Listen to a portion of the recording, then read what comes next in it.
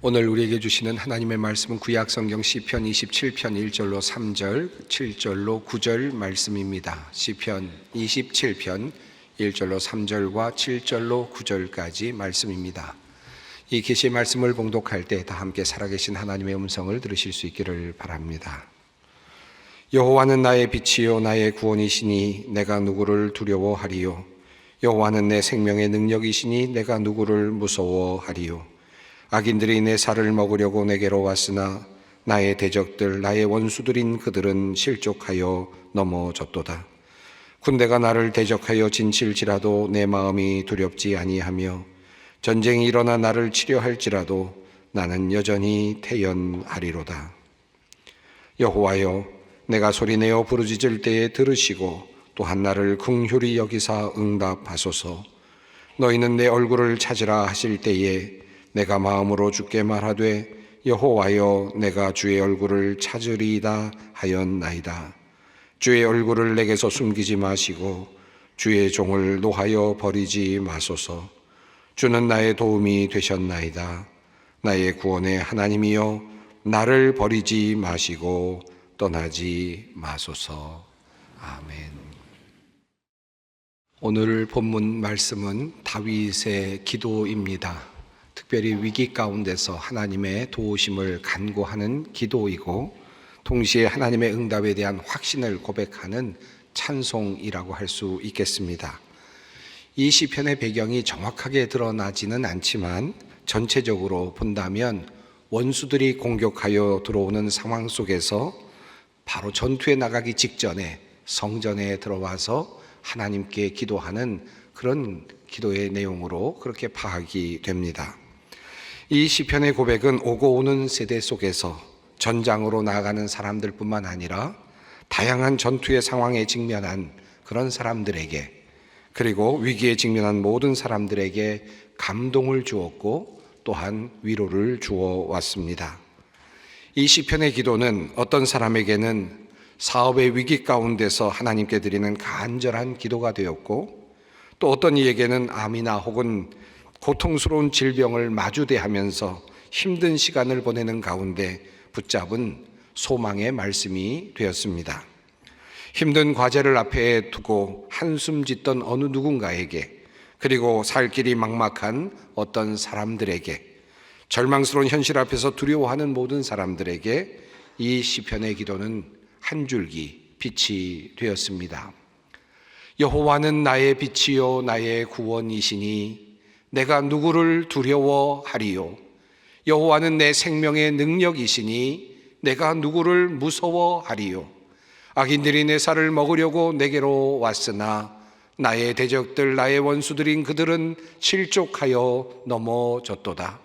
군대가 나를 대적하여 진칠지라도 내 마음이 두렵지 아니하며 전쟁이 일어나 나를 치려할지라도 나는 여전히 태연하리로다. 위기 속에서 기도자는 위급한 상황임에도 불구하고 도리어 태연합니다.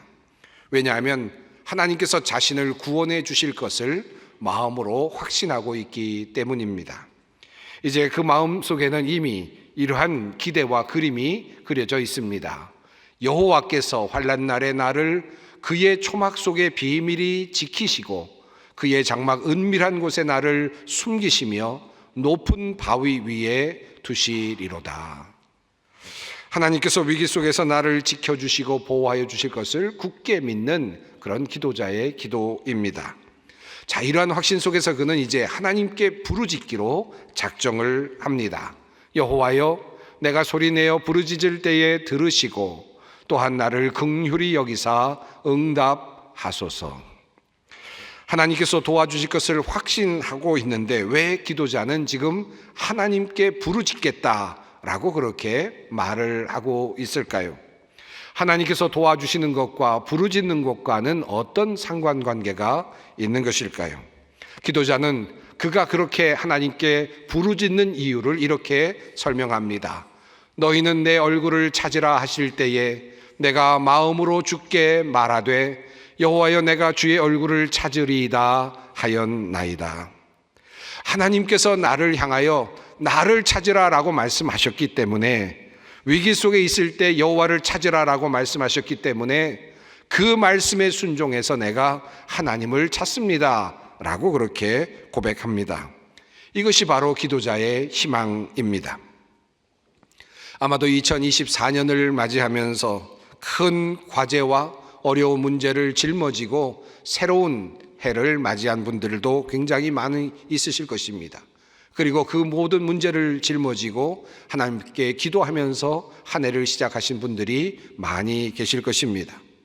항암 치료를 앞에 두고 또는 큰 수술을 앞두고 또 큰 사업의 시행을 앞에 놓고 억울하고 어려운 그런 재판이나 송사를 앞에 두고 대학 입시를 앞두고 자녀를 얻기 원하는 소원을 가지고 혹은 취직의 문제 혹은 결혼의 문제를 가지고 주님 앞에 기도를 시작하신 분들이 많이 있으실 것입니다. 때로 기도를 하면서 이런 생각을 할 때가 있습니다. 하나님은 모든 것을 다 아시는 분이신데 내가 이렇게까지 구체적으로 하나님께 기도를 드려야만 하는가? 하나님께서 전지전능하신 분이시라면 나의 상황을 모르실 리가 없을 것이고, 하나님이 사랑이시라면 하나님은 나에게 분명히 좋게 하실 분이신데, 그런데 당연히 잘 해주실 분이신데, 그런데 왜 나는 이렇게 부르짖어야 하고 기도해야 하는가 하는 그런 마음을 가지신 분들이 있으실 줄 압니다. 만약에 오늘 본문에 나오는 기도자가 그런 생각을 하였더라면 오늘 시편과 같은 그런 기도는 아마 나오지 못했을 것입니다. 기도자는 그가 기도하는 이유를 분명하게 말하고 있습니다.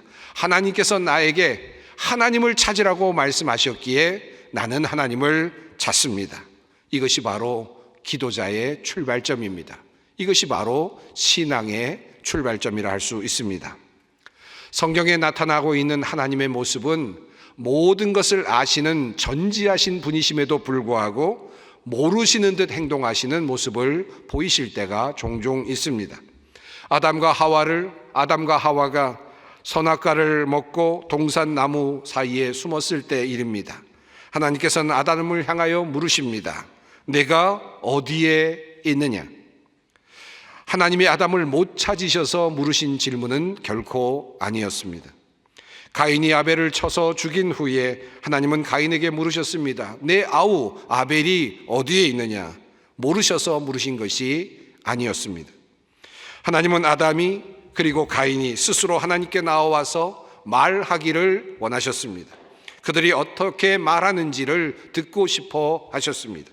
한마디로 하나님께 나와서 자신의 잘못을 빌고 용서를 구하기를 바라셨을 것입니다. 하지만 아담은 그렇게 하지 않았습니다. 아담은 하와에게 자신의 죄를 전가하였고 하와는 뱀에게 자신의 죄를 전가하였습니다. 가인은 내가 아우를 지키는 자입니까? 라고 도리어 그렇게 화를 내며 하나님께 대들기까지 하였습니다. 성경은 이러한 모습을 인간의 죄로 그렇게 규정합니다. 인간에게 주신 그 자유는, 선악과까지도 마음껏 따먹을 수 있도록 주신 그 자유는 하나님 앞에서 숨는 자유가 되어버렸고, 하나님께 솔직히 말하지 않는 자유가 되어버렸고, 거짓말을 하는 그와 같은 자유가 되어버리고 말았습니다. 이것이 바로 인간의 죄입니다. 하나님께서 부르짖으라고, 나를 찾으라고 말씀하시는 것은 하나님께서 모르시기 때문에 하시는 것이 아닙니다. 하나님께서 나에게 부르짖으라라고 말씀하시는 이유는 내가 구원받기를 원하는 그 간절함이 정말 있는지를 나에게 말해보라고 하는 하나님의 초청입니다. 하나님께서 나를 찾으라라고 말씀하시는 이유는 내가 이 문제를 정말 누구와 함께 해결하기를 원하는지 나에게 말해보라고 하는 하나님의 준엄한 초청입니다. 선악과까지도 따먹을 수 있는 자유를 주신 하나님께서는 우리가 가지고 있는 그 자유로 하나님께 스스로 나아오기를 원하십니다. 이것이 바로 하나님께 부르짖으라라고 하는 주님의 말씀인 것입니다. 모든 것을 다 아시는 주님이시니 어떻게 해 주시겠지라고 그렇게 생각을 하는 분들이 있습니다. 하나님을 귀찮게 하지 말자라고 생각하시는 분들이 있을지 모릅니다. 그러나 그것은 분명 하나님에 대한 불경이라 할 수 있습니다. 왜냐하면 하나님은 우리가 하나님께로 나오기를 원하고 계시기 때문입니다. 어떤 분은 이렇게 말합니다. 수많은 사람들이 하나님께 이것저것을 구하면서 그렇게 부르짖는데 나라도 하나님께 부담을 드리지 말아야 되는 것 아닌가? 어떻게 나까지 하나님을 귀찮게 할 수 있겠는가? 라고 그렇게 말씀을 하시는 분들이 있습니다. 그리고 나는 하나님께 간절히 기도하지 않아도 하나님께서 나를 위해서 다 알아서 잘 해주시기 때문에 나는 그것을 믿기 때문에 걱정하지 않는다라고 그렇게 아주 힘주어서 말하시는 분들이 종종 있습니다. 언뜻 들으면 큰 믿음이 있는 듯 보이기도 합니다마는 정작 이러한 행동은 하나님을 기쁘시게 하는 행동이 결코 아닙니다. 우선 생각해 보십시다. 하나님은 전지전능하신 분이시죠. 능력이 무한하신 분이다라는 뜻입니다. 수억 명, 수백억 명 또는 수천억 명이 하나님께 동시에 부탁을 드린다고 하고 탄원을 한다고 하여도 그 모든 것을 분명히 들으실 수 있다라는 것이 전능 아니겠습니까? 또 그 모든 요구에 응하실 수 있다라고 하는 것이 전능 아니겠습니까? 하나님은 그 능력에 모자람이 없으십니다. 이것이 우리의 믿음입니다. 하나님이 피곤하시겠다, 그러니까 내가 좀 덜어드려야 되겠다라고 하는 것은 하나님의 능력, 전능하신 능력을 인정하지 않는 죄인 것입니다. 또 한 가지, 하나님께서 내게 말하지 않아도 찾지 않아도 잘 해주실 것이라고 말하는 사람은 정말 하나님께서 나에게 무엇을 원하시는지를 모르는 무지한 사람입니다. 앞서 말씀드렸습니다마는 하나님께서는 나를 원하시는 겁니다. 나에게 주신 그 자유로 스스로 자유롭게 하나님께 나오기를 원하시는 것입니다. 이것이 하나님의 마음인 것입니다. 우리가 만약에 병원에 가서 진단을 받았는데 암이라고 하는 위암이라고 하는 진단을 받았다라고 한번 가정을 해보십시다. 의사 선생님이 말합니다. 위암입니다. 어떻게 해드릴까요? 라고 그렇게 묻는다면 어떻게 대답하시겠습니까? 그런데 그분이 세계적으로 유명한 그 의사 선생님이 권위 있는 위암의 전문가라고 한번 상상을 해보십시다. 그럼에도 불구하고 의사 선생님은 내가 위암의 대가이니까 내가 알아서 하겠습니다 라고 절대로 말하지 않을 것입니다. 어떻게 하면 좋겠습니까? 다른 의사를 만나보시겠습니까? 아니면 어떤 방법으로 해드릴까요? 이렇게 묻겠죠. 이것은 의사의 자존심일 수도 있겠지만 보다는 환자의 자유로운 결정을 기대하는 그러한 의사의 기대일 것입니다. 그때 만약에 그 사람이 이렇게 말하면 어떻겠습니까? 의사 선생님, 위암 분야에 당신이 전문가이고 그리고 명의이신 것을 내가 잘 압니다. 그래서 정말 많은 사람들이 선생님 옆에 붙어 있고 또 바라보며 치료를 받고 있다는 것도 압니다. 그러니 제가 어떻게 저까지 선생님을 귀찮게 할 수 있겠습니까? 저는 아무나 좋으니까 다른 의사에게 가겠습니다. 이렇게 말하실 분이 계시겠습니까? 아니죠. 아마도 의사 선생님도 그럴 것입니다. 아마도 의사 선생님도 이런 말을 듣고 싶어서 물었지 않겠습니까? 선생님밖에 없습니다. 선생님이 위암 분야의 명의라는 것을 제가 알고 있습니다. 선생님이 치료를 해주시면 정말 좋겠습니다. 꼭 바쁘시겠지만 저를 꼭 환자로 받아주십시오. 이 말을 듣고 싶지 않겠습니까? 그렇게 하면 환자들이 많아도 힘들겠지만 의사 선생님은 기꺼이 그 환자를 맡아서 치료하려고 할 것입니다. 하나님 역시 그러합니다. 하나님께서는 그렇게 우리가 주님 앞에 도와달라고 요청하기를 원하고 계십니다. 이게 바로 부르짖는 것이고 이것이 바로 하나님을 찾는 것이다 라는 말씀입니다. 또 어떤 분은 내가 지은 죄가 너무 커서 하나님을 찾기가 죄송하다고 말씀하시는 분이 있습니다. 양심은 살아있으신 분이십니다. 이렇게 많은 죄를 지어놓고 내가 어떻게 이 모습으로 하나님께 나아갈 수 있겠느냐? 이렇게 좀 어렵다고 내가 좀 힘들어졌다고 하나님께 나아가는 것은 예의가 아니다 라고 생각하는 분들이 있습니다.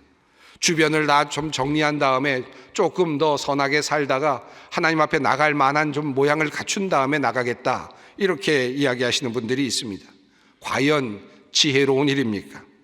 이런 사람은 마치 암에 걸려서 하루속히 수술을 받아야 하는데 의사 선생님에게 이렇게 말하는 사람과 같습니다.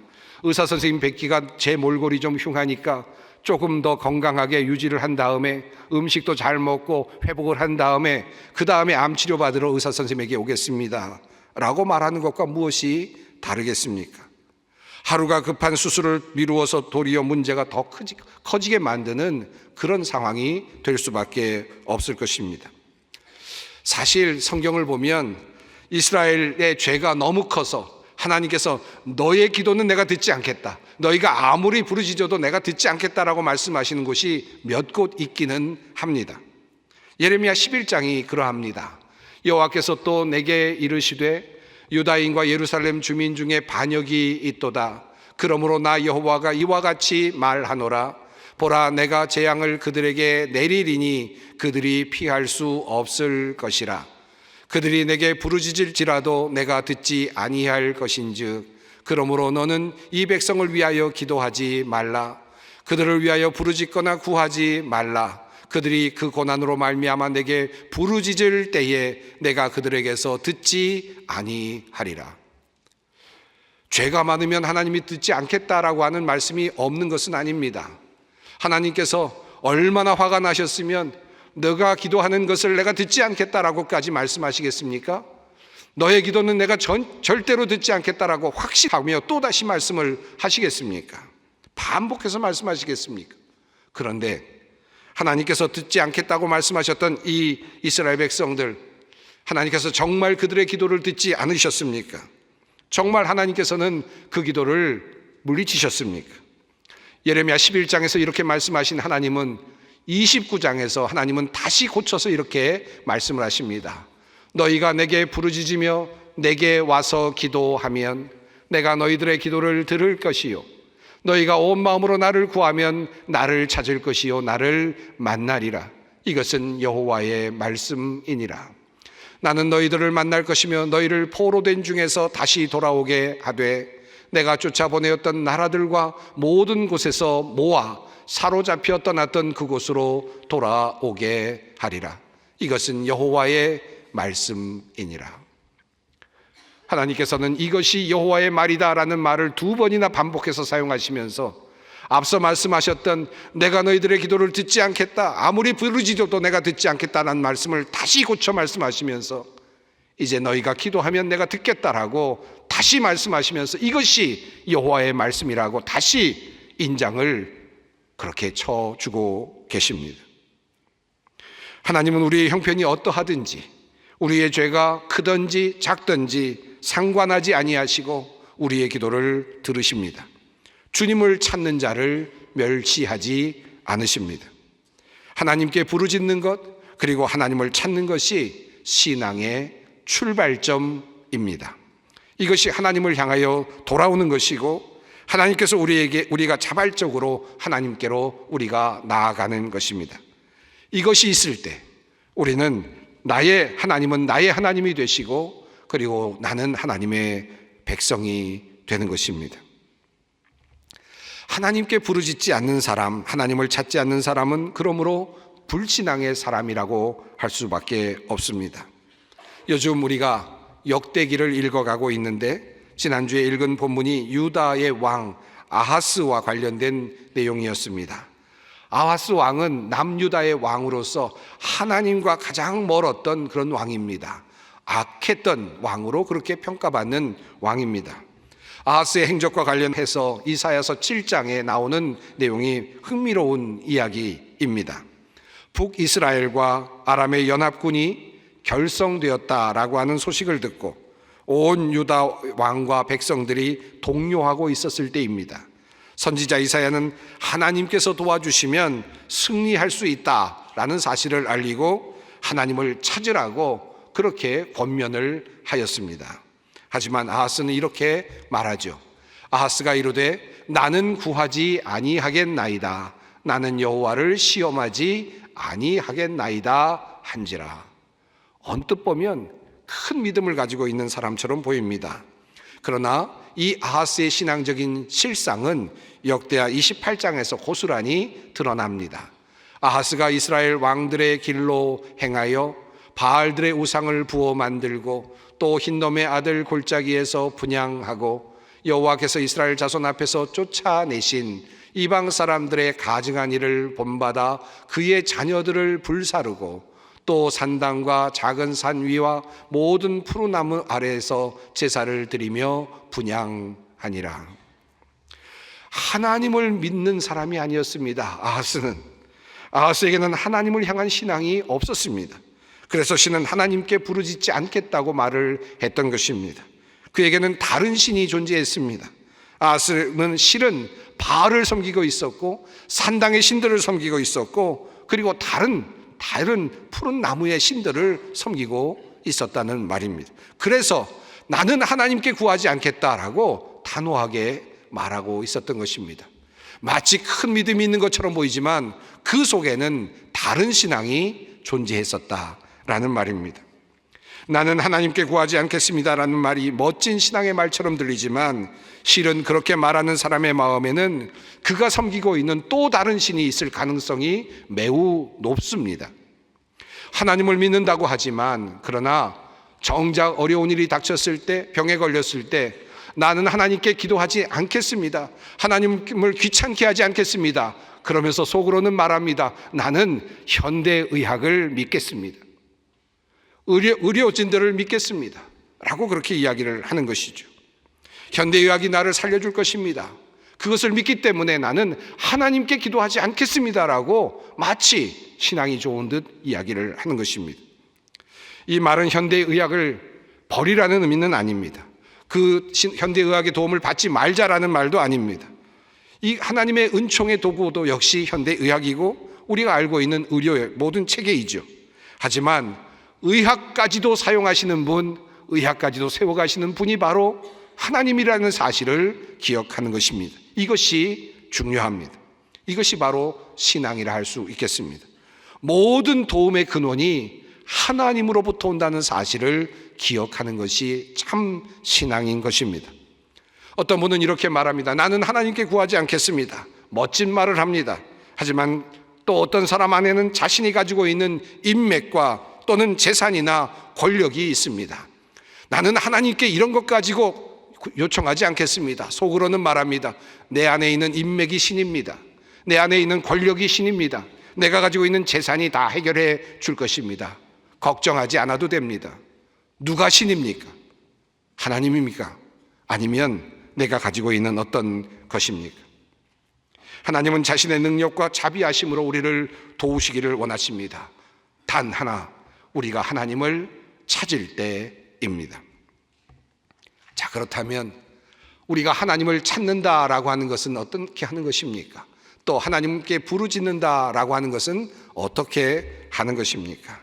사실 하나님을 찾는다라는 말과 하나님을 향하여 부르짖는다라는 말은 조금 다른 의미를 가질 수 있습니다. 하나님을 찾는다라는 말을 신학적으로 조금 더 명료하게 그렇게 정리할 필요가 있습니다. 하나님을 찾는다라고 하는 말은 내가 나의 능력으로 하나님을 찾아낸다라는 말이 아닙니다. 이것이 매우 중요합니다. 하나님을 찾는다라는 말은 우리가 하나님을 우리의 힘으로 찾아낸다라는 뜻이 아니라는 말씀입니다. 능동이 아니라 사실은 수동입니다. 찾아내는 것이다. 내가 하나님을 찾아내는 것이 아니라 하나님에 의해서 찾아지는 것이다 라는 것이고, 그러므로 이 말을 다른 말로 표현하면 하나님에 의해서 발견되는 것이다 라는 말씀입니다. 그러므로 하나님을 찾는다라는 이 말은 부르짖는다라는 말과 함께 사용해야 명료해지고 더 의미가 분명해집니다. 마치 이런 것과 같습니다. 어떤 사람이 구덩이에 빠졌습니다. 구덩이에 빠진 사람이 울부짖으며 소리를 칩니다. 그것이 바로 이와 같은 부르짖는 모습이라고 할 수 있겠습니다. 찾는 모습이라고 할 수 있겠습니다. 내가 나를 도울 사람을 지정하거나 내가 찾아가거나 내가 어떤 방법을, 내가 구덩이에서 올라올 수 있는 방법을 내가 모색하는 것이 아니라 내가 할 수 있는 한 가지 방법은 그저 부르짖는 일뿐인 것입니다. 어떤 사람이 배를 타고 가다가 조난을 당해서 무인도에 홀로 남게 되었다고 한번 상상을 해봅니다. 그가 해야 할 것이 무엇일까요? 물론 가능할 수 있다면 선박을 만드는 것도 좋겠죠. 또는 선박을 만든다 하더라도 과연 나갈 수 있을까요? 나침판이 없이 망망한 대해를 나갈 수 있겠습니까? 또 먹을 것도 없이 어떻게 그 망망대해를 나갈 수 있겠습니까? 만약에 무인도에 남게 되는 사람이 있다면 제일 먼저 하려고 하는 것은 아마 모래사장과 같은 곳에다가 SOS를 새겨 넣으려고 할 것입니다. 누군가가 나를 발견해 달라고, 누군가가 지나가다가 비행기를 타고 가다가라도 나를 좀 보고 구해달라고 하는 신호를 넣을 것입니다. 불을 피우고 내가 살아있다는 사실을 알리려고 할 것입니다. 이것이 바로 부르짖는 행위입니다. 내가 방법을 찾을 수도 없습니다. 그저 내가 할 수 있는 일은 이것뿐입니다. 그저 소리를 지르는 일뿐입니다. SOS라고 하는 그런 신호를 보낼 뿐입니다. 내가 방법을 찾을 길도 없고 사람을 찾을 길도 없습니다. 방법을 제시할 그것도 없습니다. 이것이 바로 부르짖는 행위입니다. 구체적인 계획은 보는 당사자가, 발견한 사람이, 발견한 주체가 그 일을 행할 것입니다. 만약에 비행기가 조난당한 사람을 보고 그냥 돌아갔다면 이유가 있겠죠. 무슨 계획을 써서 다시 오지 않겠습니까? 바로 그 앞에 접근할 수가 없어서 며칠은 견뎌야 할 것 같아서 낙하산에 음식을 가져다가 배달해 줄지도 모르겠습니다. 이 모든 방법은 발견한 사람의 일이고 발견한 사람의 자유로운 행동인 것입니다. 방법은 내가 정할 수 없습니다. 그저 나는 부르짖을 뿐입니다. 그러므로 우리의 부르짖음은 단 한 가지, 고대 교회로부터 내려오는 바로 그것, 주여 우리를 불쌍히 여기소서. 주여 나를 불쌍히 여기소서. 이 한마디가 우리의 부르짖음이 되는 것입니다. 어떻게 해서, 어떤 방법으로, 어떻게, 이것은 우리의 몫이 아닙니다. 탕자의 비유 속에 나오는 탕자의 이야기 여러분이 잘 아십니다. 먼 곳으로 갔다가 다 잃어버리고 아버지를 향하여 돌아오는 이 모습이 바로 아버지에게로 돌아오는, 아버지에게로 나오는, 찾아오는 모습, 이것이 말로는 하지 않았지만 부르짖음이 아니겠습니까? 그런데 탕자는 그 부르짖음이 아버지의 소리까지 들리도록 하지는 감히 못했습니다. 먼 거리에서 고향을 찾아 아버지의 집을 향해 찾아왔지만 먼 거리에 있었죠. 그런데 그것을 발견한 사람은 동구밖까지 나와 있었던 바로 그 아버지, 그 아들이 돌아오기만을 바라보며 멀리서 보고 있었던 바로 그 아버지에게 발견이 됩니다. 그리고 아버지는 달려가서 그 아들을 맞이하고 입을 맞추고 그를 집으로 데려옵니다. 그 이후의 방법은 탕자의 방법이 아니라 아버지의 방식으로 모든 것이 이루어졌습니다. 주님께 부르짖는 것, 이것이 바로 신앙입니다. 큰 소리를 지르지 않아도 좋습니다. 절절한 마음으로 주님을 찾으십시다. 눈물을 흘리지 않아도 좋습니다. 간절한 마음으로 그저 주님께, 주님을 향하여 나아가는 것, 그리고 주여 나를 불쌍히 여기소서라고 주님 앞에 외치는 것, 이것이 우리의 기도가 되면 좋겠습니다. 흩어진 자들을 모으시리라 라고 하는 주님의 이 명령, 이 다짐은 이제 부르짖는 자들을 내가 모아서 그들을 고치고, 부르짖는 자들을 모아서 내가 그들을 다시 세우겠다는 하나님의 다짐이라 믿습니다. 오늘 시편 말씀으로 다시 돌아갑니다. 하나님을 간절히 찾고 하나님께 부르짖은 기도자는 그러므로 마지막에 이렇게 고백합니다. 내가 산 자들의 땅에서 여호와의 선하심을 보게 될 줄 확실히 믿었도다. 너는 여호와를 기다릴지어다. 강하고 담대하며 여호와를 기다릴지어다. 부르짖는 자는 믿음으로 하나님을 기다릴 것입니다. 이 믿음으로 2024년을 함께 살아나갑시다. 부르짖는 자는 반드시 하나님께 발견될 것입니다. 기도하겠습니다. 사랑이 풍성하신 하나님, 오늘도 주님의 자애로우신 말씀을 마음으로 받습니다. 구하라고, 찾으라고, 부르짖으라고 안타깝게 말씀하시는 주님의 그 음성에 우리가 예라고 말하게 하시고 간절한 마음으로 주님 앞으로 나아가게 하옵소서. 주님께 부르짖음으로 나음을 얻고 주님을 찾음으로 문제를 해결하는 모든 소망의 백성들 되게 하여 주시옵소서. 예수님의 이름으로 기도하옵나이다. 아멘.